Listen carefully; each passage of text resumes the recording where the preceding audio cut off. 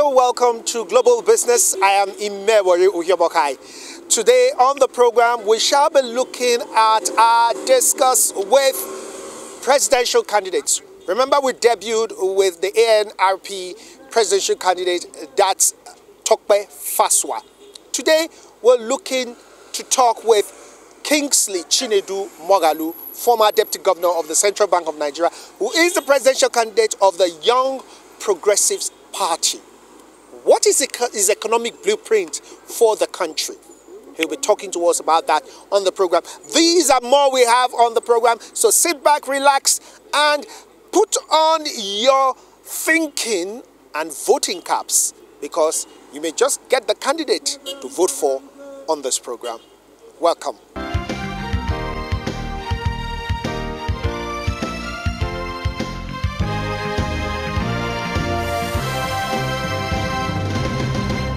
It's here again, the November season of the cinema training workshops. For 3 days, there will be intensive coaching on public presentation, building confidence, presentation techniques, phonetics, and more.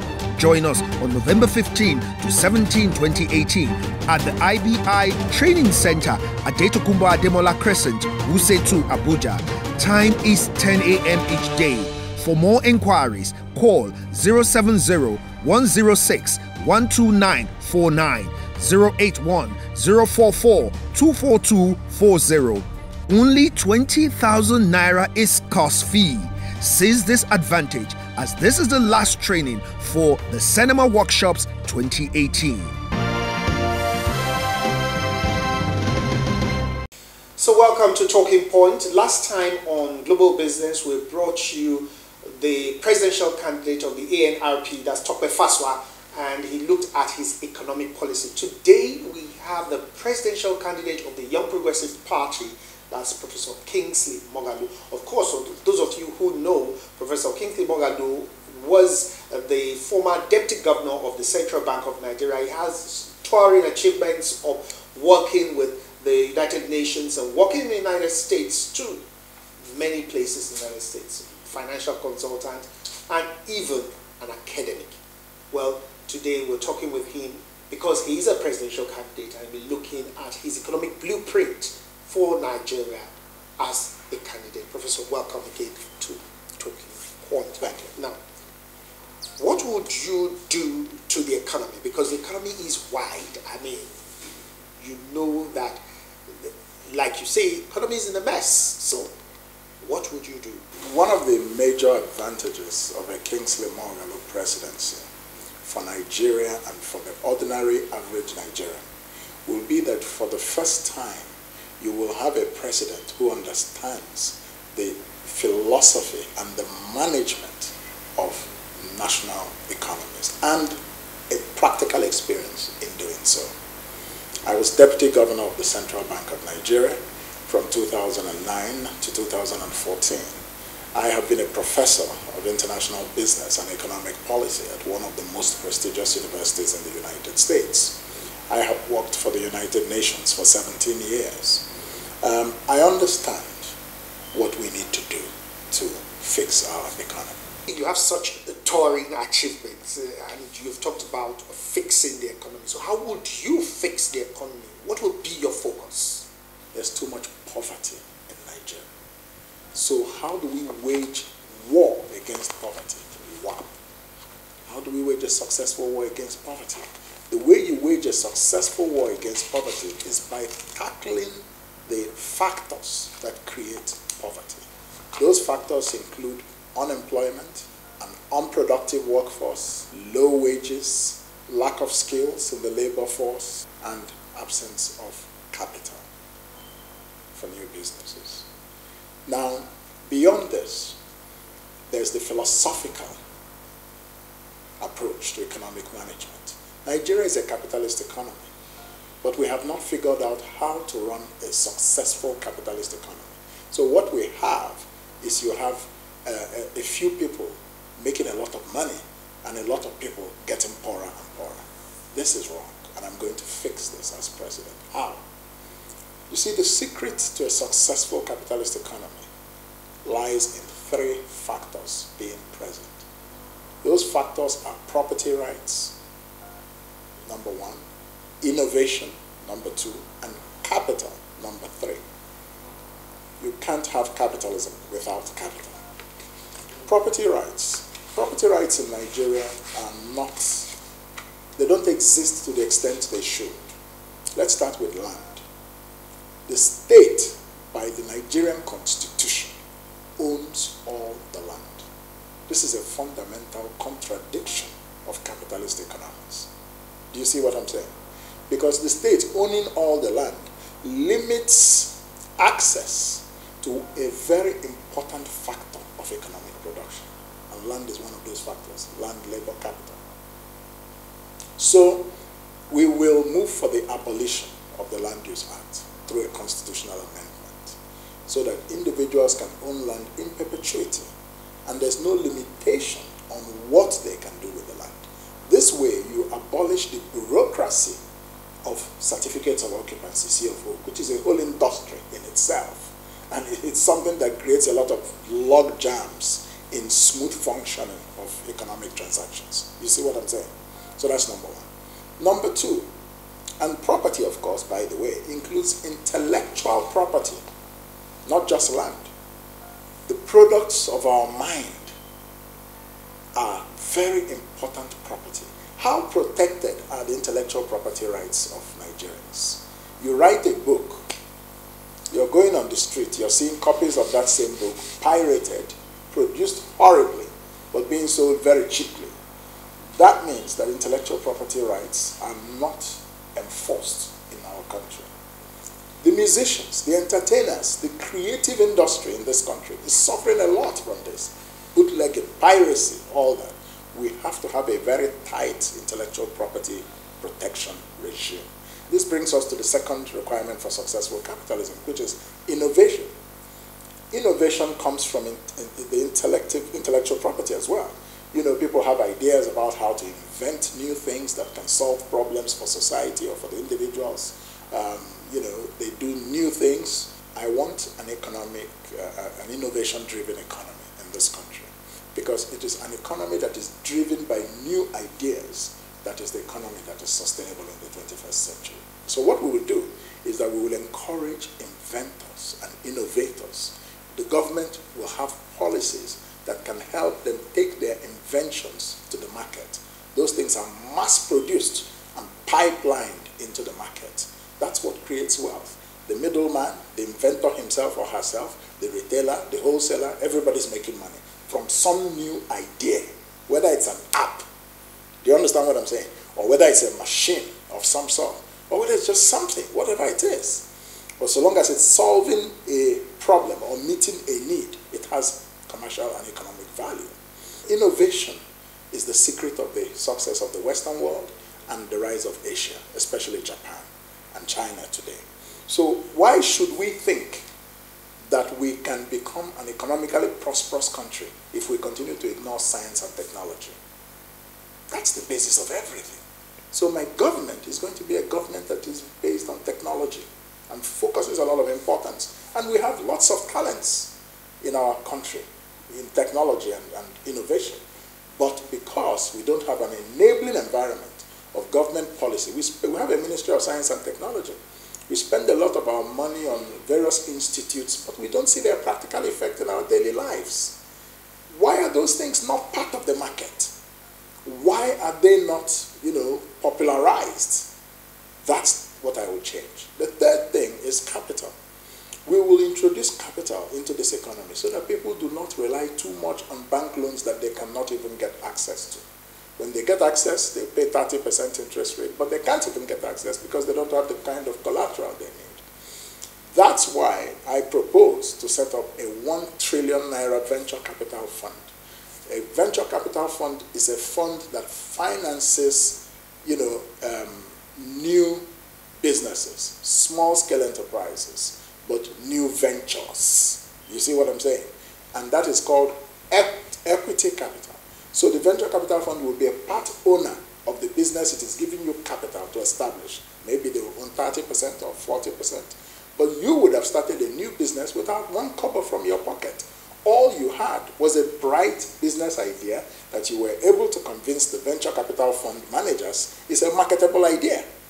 Now, if many millions of young men and women, many of whom today are unemployed, are able to start new businesses with the help of this venture capital fund, don't you know we're solving a very important gap in our economy? Do you see what I'm saying? And that is the gap of capital. Now, this venture capital fund will be a public-private partnership as I envisage it. Government will bring $500 billion, private sector will bring 500 billion, naira, 500 billion naira. We'll start with 1 trillion. It could go higher, but it will be managed by the private sector part of the partnership, not by the government. And it is this failed social intervention fund for 500 billion that the government has that I will turn into the government's contribution to that venture capital fund, so that that fund actually creates wealth, giving people, transfers that do not create wealth themselves. Do you understand what I'm saying? It's very, very bad economics.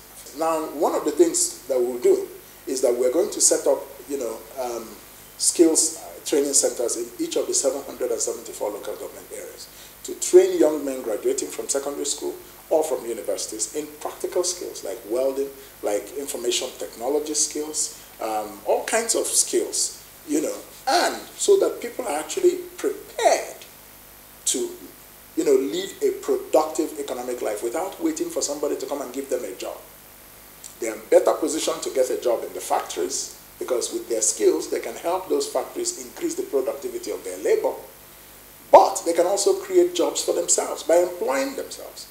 And if they have these skills and they now come to the venture capital fund and apply for funding, you have the skills and the capital having a handshake, and you see new possibilities in the economy. Have you thought about the security implications of just revoking government land and giving it to the people? Then let's look at power. How would you manage the sector considering the mess the sector is currently? First of all, the power sector. The power sector is key to Nigeria's economic revival. We've failed at it. For the past 20 years, we haven't gone beyond 4,000 megawatts. Forget any false propaganda that this government is dishing out. Nigerians know different. Now, how will we tackle the power challenge? My government will tackle power as follows. We will get the current, hydroelectric power, Kainji Dam, all those places. We will move a lot of that power to industries. Industrial centers in Nigeria, like Kano, like Lagos, like Onisha, Aba, Newi. You see what I'm saying? Those types of places, we will make sure that they have 24-hour electricity. The implication of this economically is that the prices of the goods that are produced in these places will fall dramatically, because over 50% of the price in the market of goods produced in Nigeria goes to electricity. It's because of electricity generation costs. Even the bank that is giving you an interest rate at 25%, that bank is running a generator, 2 generators, 24 hours, so that one will not crash. All that money they're spending on diesel, they must pass it into your loan, because they are not an NGO. They're in a business that's supposed to make profit. So if you now if you remove these costs from a lot of businesses, you will find that the price of transactions will drop, and common Nigerians will benefit. Now, what happens to the ordinary Nigerians in their residential areas who are not necessarily going to be the focus of these hydroelectric? We're going to create an electricity, a market for renewable energy. Solar energy solutions will have to come in. Captive power solutions will have to develop as well, independent, power production.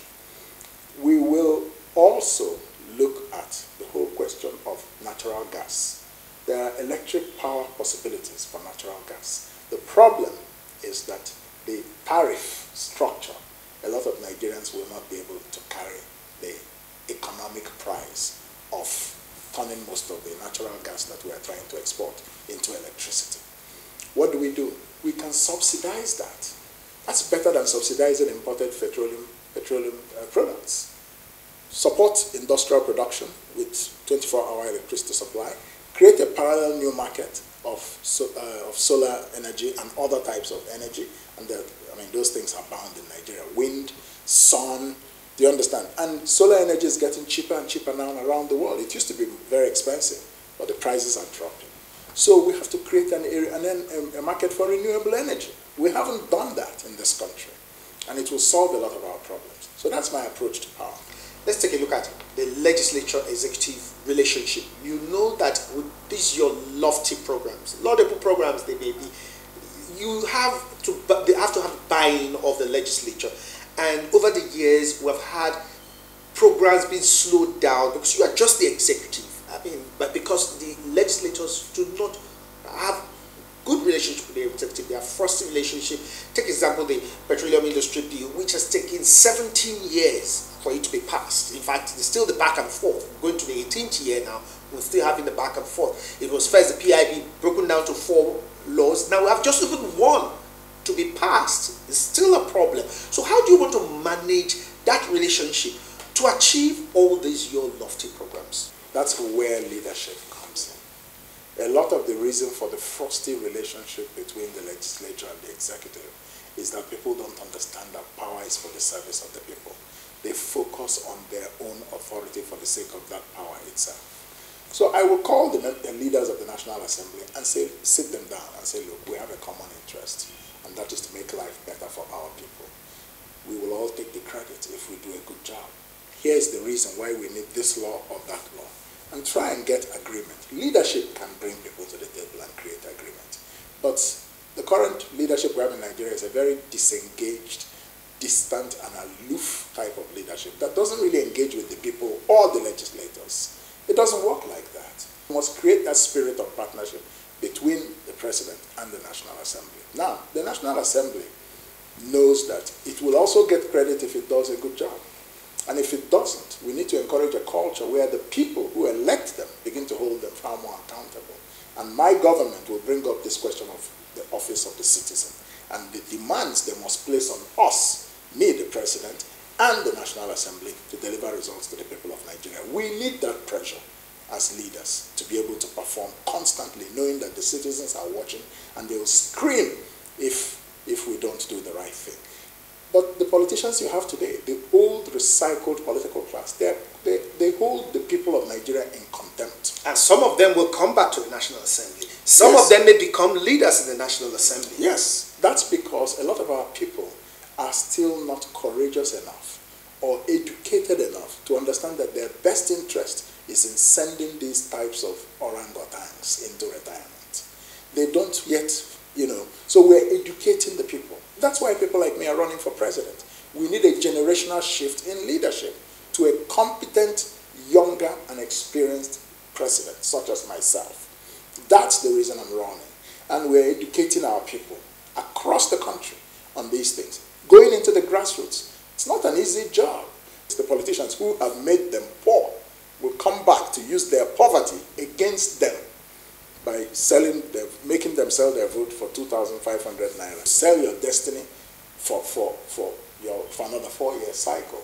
Meanwhile, your relatives may still not have found any jobs in that period. So we need to tell our people to stop being short-sighted. We saw actually that you had a social media war with one of the other presidential candidates on the issue of minimum wage for workers. What's your own government's idea of a good minimum wage for workers, considering the fact that if you take it so high, there's the inflationary tendencies, of course, where there'll be inflation if you have very high minimum wage and money everywhere.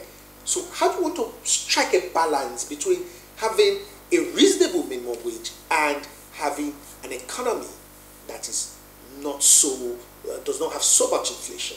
My government will facilitate the introduction of a new minimum wage in Nigeria that is carefully thought out, taking into consideration all these factors that you've mentioned, inflation, but also taking into consideration the factor of poverty.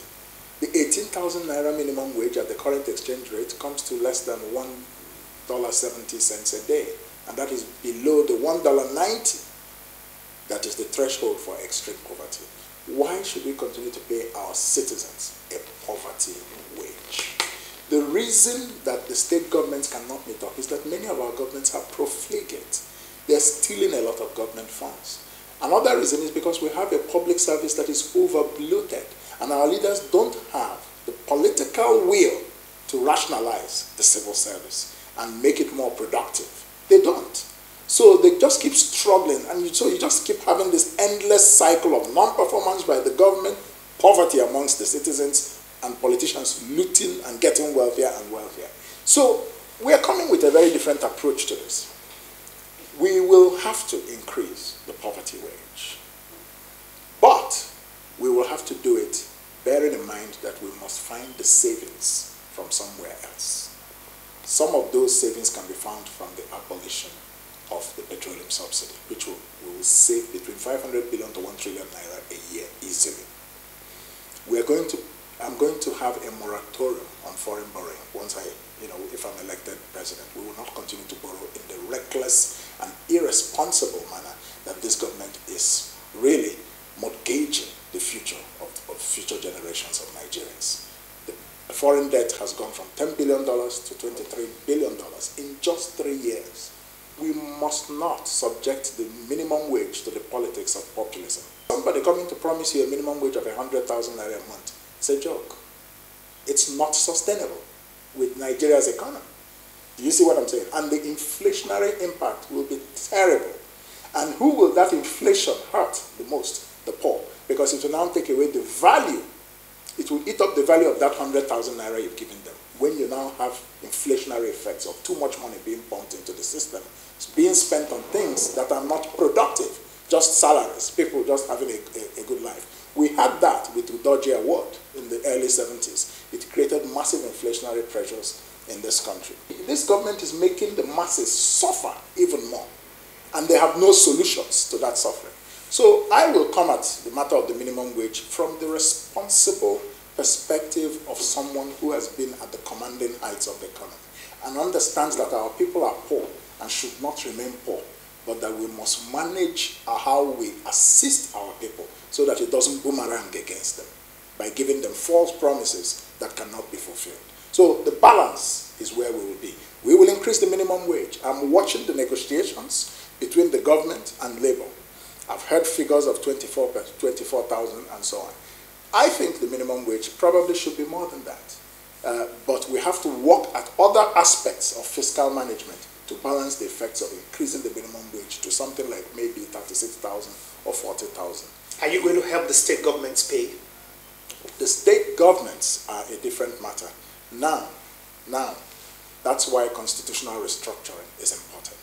And constitutional restructuring on the basis of regions, not on the basis of states. If you restructure along the lines of the regions, you will not have this problem you're having today of a lot of states that are not viable. They can't even, if you have the southeast or southwest regions, they will be able to pay their workers because there will be economies of scale being generated inside those regions.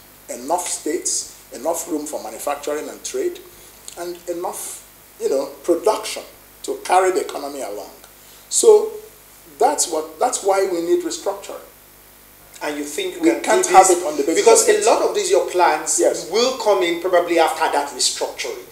And so are you going to do this after the restructuring, which may take probably 1 year, considering the fact that we know the way the constitutional amendments are done in this country? The full restructuring of this country, my government will deliver it working in partnership with the National Assembly and the state assemblies within 18 months, to be realistic. Now, a lot of things can be happening while we are still doing the restructuring. In 4 years, we plan to have achieved at the very least 80%. We may not achieve everything, but the whole point is not that in 4 years we will solve all the problems of Nigeria that have been accumulated over the past 60 years. One of the reasons that we have such poor leadership and politics is that our leaders don't tell our citizens the truth. They keep telling them lies to get their vote, but then they go there, they don't perform. When I become president, there are 4 offices I'm going to set up inside my presidency that will help to make sure that we deliver on at least 80% of our promises within 4 years. We are not promising that Nigeria will be El Dorado, but we would have set Nigeria on the path to a national rebirth and economic transformation. Clearly, that will happen within 4 years, and it is possible. I will set up an office of national strategy in my presidency. There will be an office, a national office of risk management. There will be the office of performance management, and there will be the office of human capital development. What will these 4 offices do?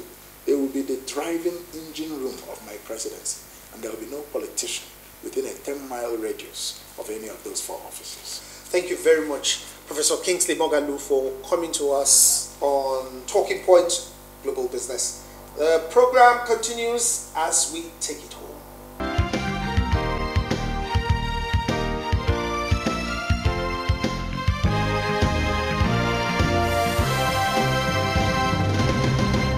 It's here again, the November season of the cinema training workshops. For 3 days, there will be intensive coaching on public presentation, building confidence, presentation techniques, phonetics, and more. Join us on November 15 to 17, 2018 at the IBI Training Center, ADETOKUNBO ADEMOLA CRESCENT, WUSE 2, Abuja. Time is 10 a.m. each day. For more inquiries, call 070-106 12949 081 044 24240. Only 20,000 naira is cost fee.